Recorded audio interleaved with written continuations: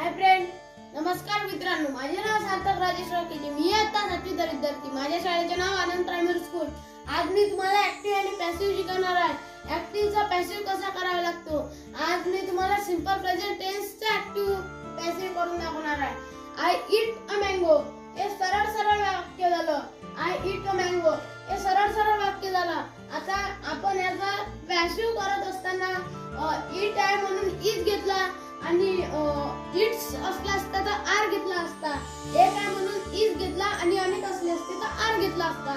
आता आपण active I eat mango हे ऍक्टिव्ह वाक्य झालं. आता आपण याचा पॅसिव्ह करूया. पॅसिव्ह मँगो पहिले जे सगळ्यात शेवटचं आहे मँगो ते सगळ्यात समोर आणायचं. तिथे इज टाकायचा, विवरचा वित्री करायचा, बाय आयचा मी करायचा, बाय मी. आता आपण दुसरं वाक्य घेऊया. आय प्ले क्रिकेट हे सरळ वाक्य झालं. हे ऍक्टिव्ह वाक्य झालं. आय प्ले क्रिकेट हे सरळ वाक्य झालं. आता याचा आपण पॅसिव्ह करूया. Cricket is played by me. We